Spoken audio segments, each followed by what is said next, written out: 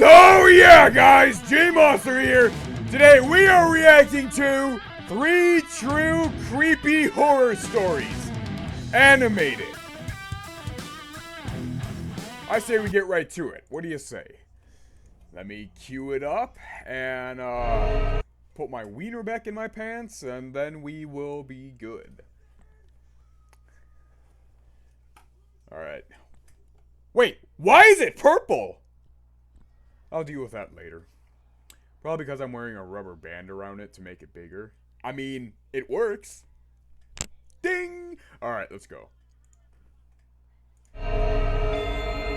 This is by SSG Animations, if I remember correctly. The name's Andy. Yep. And what I am about to relate is not a simple scary tale. It is a warning. Something that I thought was not possible and I used to make fun of, but that everyone here knew to be true but me. This is the story of my encounter with the Varianoi. I will start from the beginning. I live in a small village surrounded by forests and rivers. Here, life is quiet, almost monotonous with the same routine day after day. I work in a factory on the outskirts, and in my free time, I usually walk along the forest paths. It's something that always relaxed me, at least until that day. A few weeks ago on one of those regular walks, something happened to me that I will never forget. The afternoon had been especially quiet, and I decided to walk along a less traveled route, looking to be alone and quiet. I knew that they counted ridiculous scare zones in that area. Surely no one would be hanging around. As I crossed a small clearing, I noticed a man on the other side of the lake. Grandpa? He was standing completely still, watching me. He was an old man with graying hair and a beard. That's not an old man! That's an old alien! What the hell is that thing?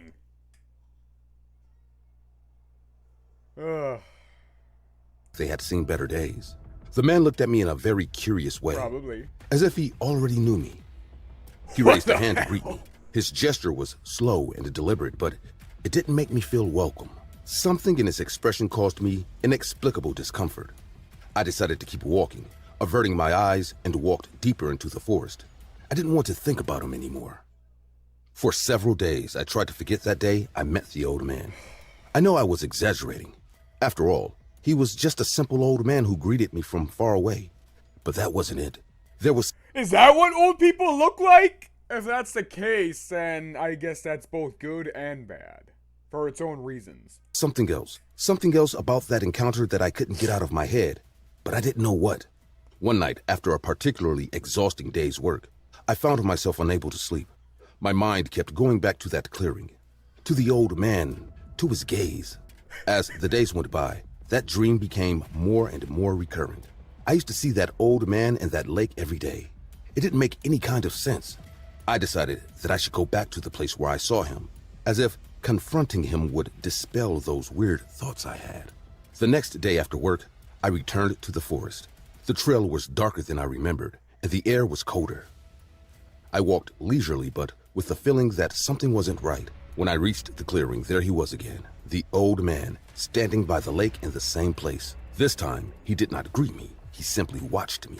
I couldn't see his face perfectly, but I could see a huge smile on his face that looked friendly but was not.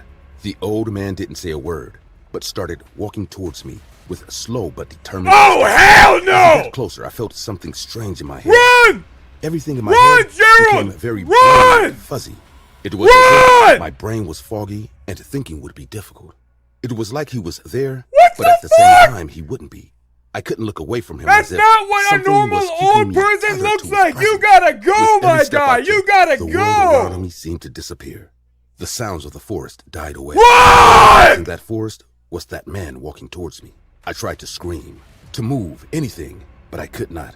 I was trapped in his gaze, in some kind of trance that I couldn't get out of. Then, when he was only a couple of meters away from me, I saw something on his skin that filled me with terror. In the dim light of dusk, I noticed that this old man, he was not an old man at all. He wasn't even human. His skin had a greenish hue. That's what I'm telling you! Which I could now see clearly, were more like claws. And his eyes, they were black. That's an old alien! As if they were those of some animal. Run! It was that detail. The sight of his real hands that brought me out of my trance. Suddenly, as if something inside me had clicked, I regained control of my body. Without thinking, I turned around and started running. I didn't care where I was going. I just needed to get away from that thing. I ran through the woods, not looking back. It wasn't chasing me, but I still knew I was in danger. I had never gone that far into the woods, but the adrenaline kept me moving. After what seemed like an eternity of running, my body began to tire. My legs burned, and my breathing became more and more labored. This being was no longer behind me. He never was, since he didn't seem to follow me. But what was I going to do? Stand still and take the risk? It was then that I felt a sharp sting in my leg. I stumbled, fell to the ground, and screamed in pain. I saw a snake slithering through the bushes. It had bitten me, and the pain was intense, like a fire spreading rapidly up my leg. I knew this snake. We had to watch out for it when we walked in the forest.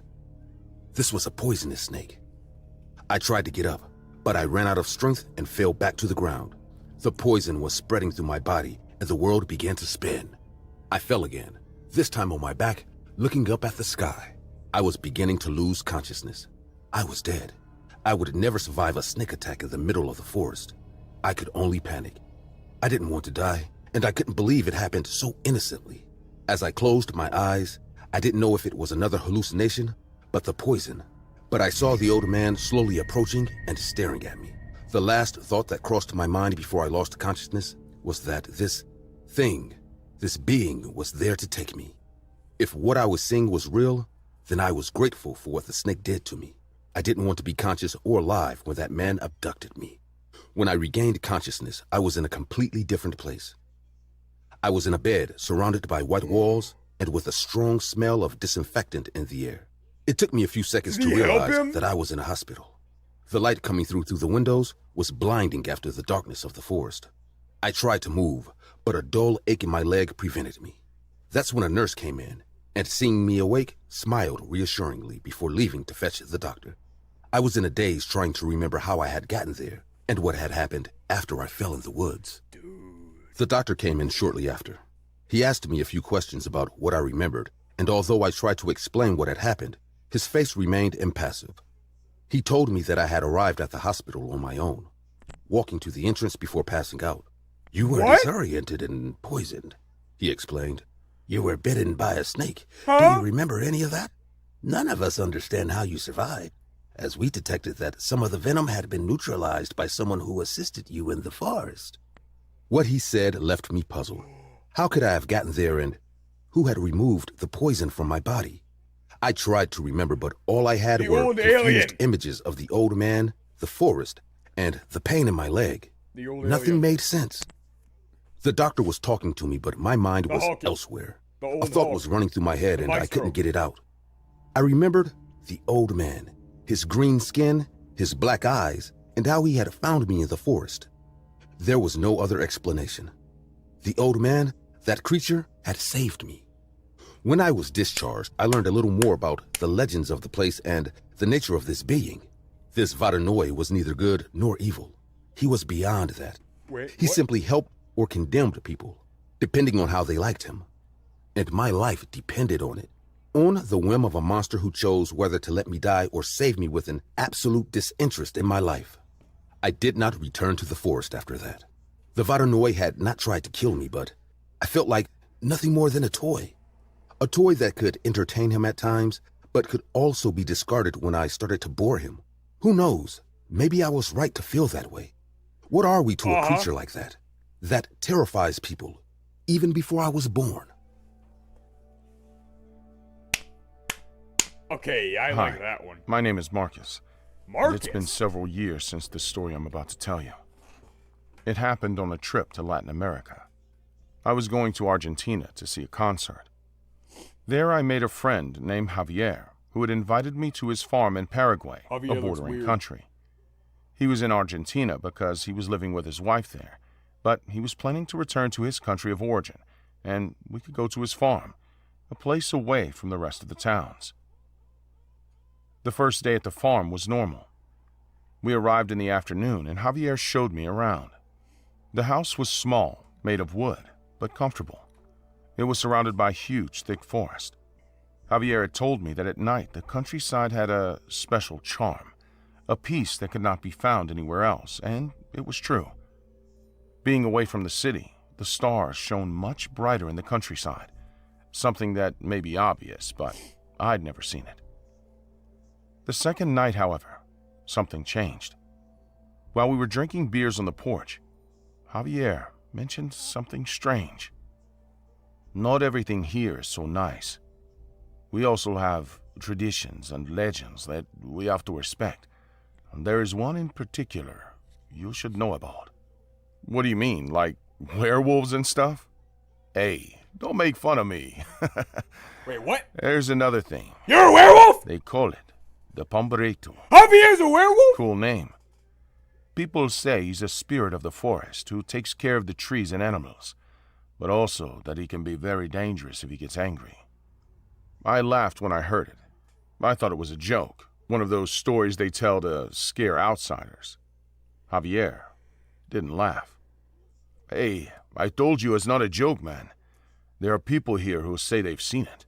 Reliable people. They say he can drive those who mess with him People aren't crazy. reliable. I didn't think anything of it. After all, I didn't believe in such things. Although I'll give him one thing. Either Javier was a great liar, or he really was convinced that this story was real. Whatever the case, he managed to scare me, even if it was just a little bit. Fair enough. On the third night, I woke up at dawn for no apparent reason. It was 3:15 a.m. I felt a shiver, but ignored it. I got up to go to the bathroom, and as I walked around the house, I noticed that everything was strangely quiet, quieter than usual. There was no wind, no sound of the insects that used to be so noisy. Everything was just dead. After using the bathroom, I went back to bed, but I couldn't sleep. There was a feeling in the air that I couldn't explain, a kind of pressure in my chest. I didn't know why, but I just felt that something wasn't right. A part of me was telling me to run away, but the more logical part of me, the part I thought I had to listen to, was telling me that I was being suggestible because of the story Javier had told me. I laid back down in the bed and tried to get some sleep, but every time I closed my eyes, the image of a small, deformed creature with a straw hat formed in my mind. The fuck? Hours later, I heard something outside. At first, I thought it was an animal, but the noises were too rhythmic, like footsteps. Slow, light footsteps approaching the house. I froze. The footsteps stopped just outside the door. Damn it, Javier. I held my breath, hoping it was just my imagination. Go The werewolf silence somewhere was else. even more terrifying. I didn't dare move or even breathe hard. Minutes passed, though for me it seemed like hours, before I finally heard those footsteps again, walking away. There was no way that this could have been my imagination. I did hear footsteps, albeit small No, ones. I believe you. I believe Those you. footsteps went to my door, and whoever had been standing in it left after a while. It didn't make sense that Javier would have done something like that, but I was going to ask him anyway. I couldn't sleep the rest of the night. When the sun came up, I went out on the porch to try and calm down. Javier could tell that something was wrong. I told him what had happened, expecting him to laugh and tell me that his story was false and that he'd just been trying to make a joke. But instead, his face became serious. Marcos, I think you should leave. Javier insisted that it was best for me to leave, but I didn't. I stayed, convinced that if I left, I would never forgive myself. I convinced myself that it had been some drunk person or something. Whatever happened, Javier was I hammered. had to know what it was. I couldn't live with the doubt. Little did I know that this doubt was going to be resolved much quicker than I thought. That same afternoon, I explored the woods around the house. As I was walking along, I heard it. A few peeps were near me. I stopped, trying to locate the source of the sound, but it was impossible. The footsteps continued and were accompanied by a whisper. I didn't understand anything it said, but I assumed it was Guarani, the language spoken in this country. I started walking back to the house, faster this time, but the footsteps were also getting faster. What? Suddenly, I saw something on the ground. some footprints that were close to mine, as if he had followed me. They were small footprints, like those of a child, but deformed, with elongated fingers and Baby sharp Jason? nails. Are you all right? Did you find him? No. Find who? But I saw his footprints. Something was following me. I heard it. Hey, hey, hey. They say he can make you lose your mind. That's what he wants. He plays with your mind until you don't know what's real or what's not. The worst part is, you can't see him unless he wants you to. I want to go. I want to go now. Brother, there's no transport today, but tomorrow morning, I'll get you out of here. Just stay calm.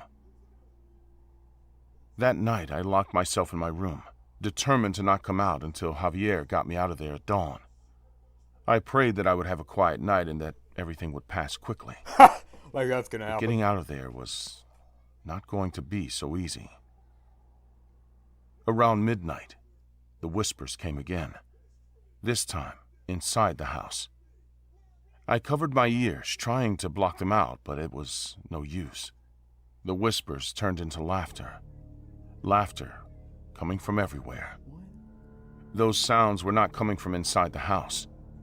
They were coming from inside my head. I didn't know what to do. I tried to call Javier, who was in the dining room. He was going to take care of me, but he had fallen asleep. I tried to yell at him, but my voice wouldn't come out. That's when the door to my room slowly opened. No one was there, but the laughter grew louder.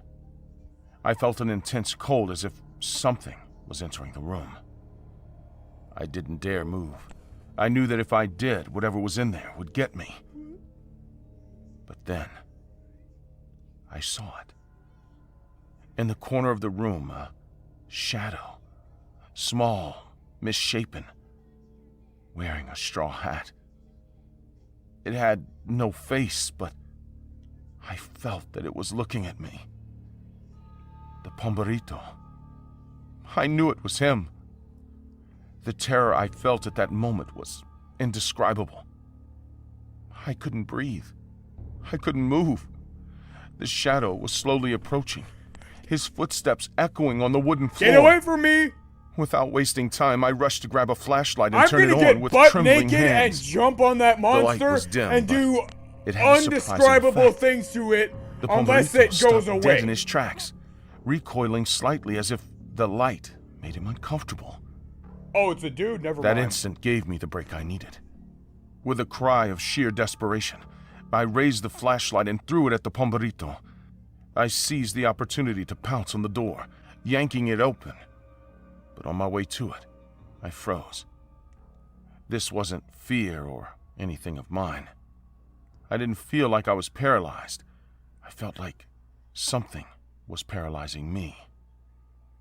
I turned around and saw the Pomberito slowly approaching me, furious. Ah! When he was just a few steps away, he Ah! stopped and looked away. Go away! It was Javier. Javi! Hey, it's okay. We're sorry to have bothered you. I brought you some tobacco. I know you like it. We're sorry I'll put to it bother down here you. and leave. More relaxed, the Pomberito ignored me and grabbed the tobacco. Javier slowly approached to help me stand up. He looked confident, but all that confidence came to nothing. The Pomberito let out a war cry and tried to walk toward us. What? It's impossible. I treated him with respect. I gave him a gift. Did you do something to him?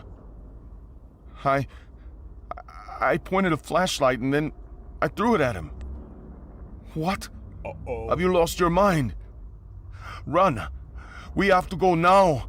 Javier didn't wait for me to answer. Okay, good idea. He grabbed my arm and pulled me towards the car. The footsteps followed us, getting closer and closer. Javier started the car and sped down the dirt road, but the headlights illuminated something in the distance. Oh, hell Pomberito no! was there, in the middle of the Run road, him over! waiting for us. Javier Run him didn't over! stop. He accelerated more, and when we were about to crash into him, the figure disappeared. Good! That wasn't El Pomberito. He was behind us. An L what? He's messing with our heads. From now on until we get there, don't believe anything you see. And if he comes near me, don't tell me. We drove non-stop until we reached the city. During that time, I heard him several times on the roof. I thought I saw him in the back seat.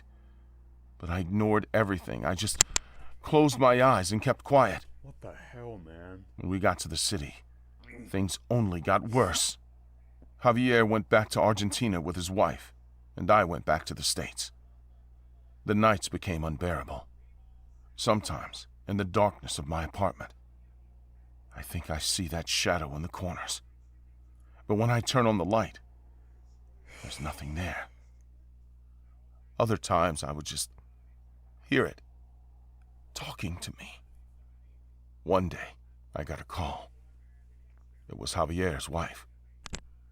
She told me that she had found him dead in their house. He had gotten drunk and taken his own life. It was the same for him as it was for me. I didn't need any details. Since the day Javier had died, all that paranoia and those voices just... That little stopped. damn L thingy. As if the Pomberito had been satisfied with getting rid of one of us. Pobby whatever Even his so, name is. Fuck The that fear guy. remains. You don't learn to stop being afraid. You just get used to it. I live every day knowing that it might be my last. But for now, I'm still alive. Who knows if tomorrow I'll be that lucky? And if not tomorrow, will it be the next day? Or the next? Or the next? Jeez, dude. What the hell? Hey guys, my name is Robert, and I'm a person who loves summer. Although it wasn't always that way. For a long time, I always loved winter. Something about the cold, the fireplace, and the hot chocolate had me in love. But one day, I realized that the cold was more dangerous than it seemed. While I was in my cabin, cozy with my pet, something outside was stalking me. I still remember that moment like it was yesterday. It was cold. Bigfoot? A cold that got into your bones and stayed there. It was winter and I lived with my pet in a small cabin in the middle of nowhere. Nice. The snow covered everything like a white blanket that hid the secrets of the forest. But there was something else in the air. Something I couldn't know see where but you felt live. lurking in the shadows. Minnesota. That's where he lives. One night, as I sat by the fireplace, I heard a noise outside. Dougie. A sound which quietly could have been some snow. But just in case, I decided to investigate. I got up and looked out the window, but saw nothing. I was struck by the attitude of Ace, my dog. He always wakes up at the slightest noise, but this time, he was on top of my bed, far from the window and scared. Outside the window, there was only darkness and slowly falling snowflakes. I shook my head, convincing myself that it was my imagination playing tricks on me. The following nights were worse. The sound became louder, more intense. Every time I looked out the window, I saw nothing. Just darkness and silence. I began to feel a pressure in my chest as if something was squeezing my heart tightly. Something was wrong. What was generating those sounds?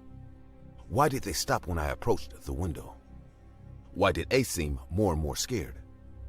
I admit, I was very afraid. Not afraid of the sounds themselves, but afraid that I knew that sooner or later I was going to find out what was causing them. One morning when I woke up, I discovered footprints in the snow around my cabin. Big and deep, like those of a huge animal. But something didn't add up. There were no animals this time of year. At least, not ones that left such tracks. I started to worry, but tried to play it down. Maybe it was just a stray bear. That's The still temperature not dropped even good. lower, and the cabin got If colder. you're alone, Despite harmless? having the fireplace constantly lit, the cold Okay, if you're alone, unarmed, if you see a polar bear, you're fucked. You're totally fucked. If you, or, well, actually no. even worse, if you're unarmed and a polar bear sees you, you're fucked. And there's pretty much no escape. Cold persisted. I began to notice my things disappearing. A blanket, food, utensils. At first, I thought it was just me or that Ace had grabbed them. But I soon realized that something else was going on. One night, I decided to wait up to see if I could figure out who or what was behind it all. I sat in the dark, staring out the window. Ace was acting very strange as he stayed scared under the bed and refused to come out, which was very unusual for him. Once I waited for a while, the rustling started again. But this time, it was accompanied by a figure moving through the trees. I could not see it clearly, only a dark shadow that crept stealthily. Is that Ballora? The shadow was slowly approaching, From and Five my Nights heart at was pounding. Freddy's? I tried to stay calm, but it was impossible. I found it hard to breathe, hard to move, hard to make a decision. I was genuinely terrified. Oh, I'm The figure so emerged scared. from the trees, revealing its presence. It was a tall, thin creature Oh! with glowing red eyes. I froze as the figure Is that a approached frost the- giant? Suddenly, From the Marvel the temperature Universe? dropped even lower, and the fireplace That's went out cool. instantly. Meanwhile, the creature approached the window mind. and began to stare at me. Hi. Suddenly, the creature raised a skeletal hand and pointed directly at me.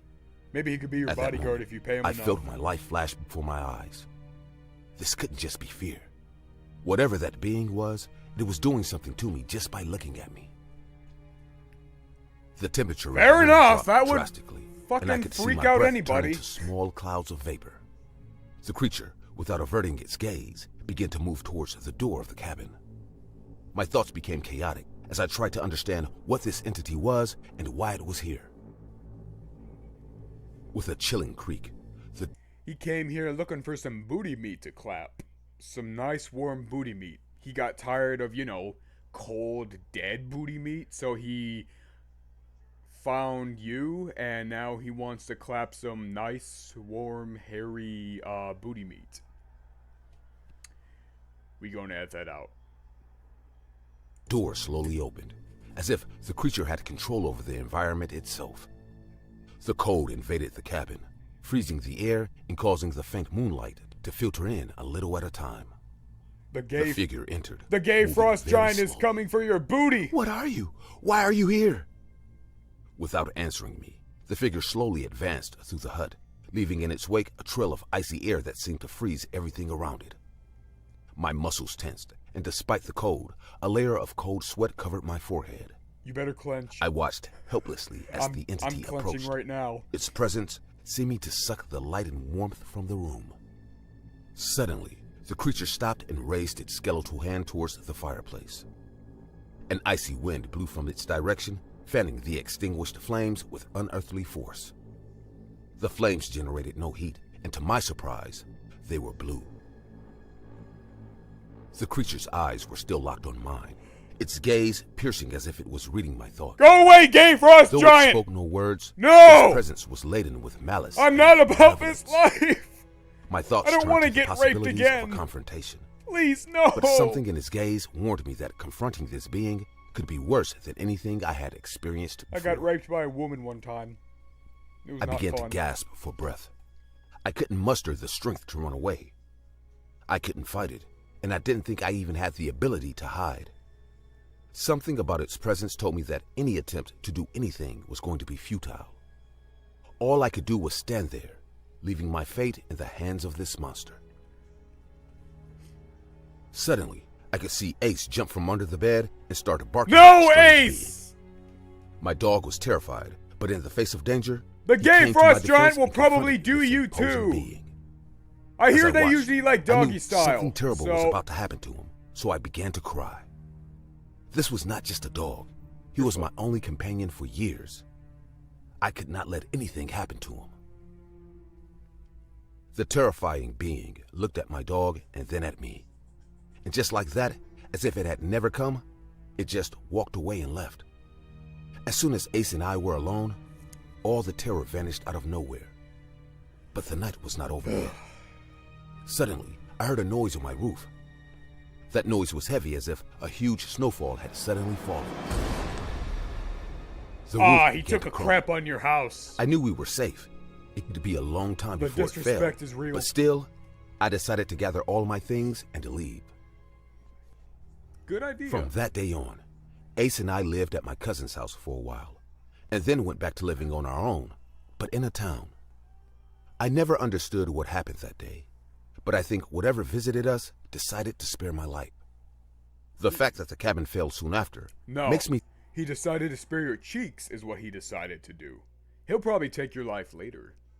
And your cheeks too, so. think that it wanted us out of the place. You know, I'm not afraid of that being. I'm even grateful that it let us go. Sure you're not. Whatever it was, the only important thing is that Ace and I are still alive, and that we're not going anywhere near a cabin for the rest of our lives. Nope, we are not. We are not watching that again.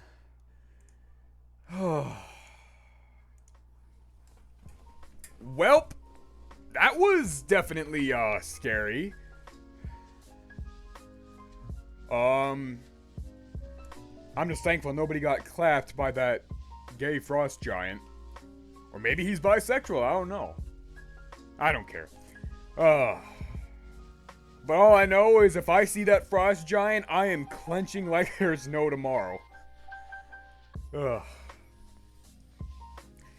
Anyways, for those of you who want to see some awesome scary animations for yourself, the original video along with SSG Animations channel will be in the link in the Squidward. Okay, in the description down below. Check it out. Subscribe to him. I would totally recommend it, dude, because I definitely want to react to more of his stuff. Thank God I got his permission. So make sure you check out his channel, though. Subscribe. Check out the original videos, too, because this guy's freaking awesome. Anywho, monsters, I suppose I better close the show down here. Thank you guys so much for watching. I'm G-Monster. Feel free to like and subscribe if you want to, of course. And good night.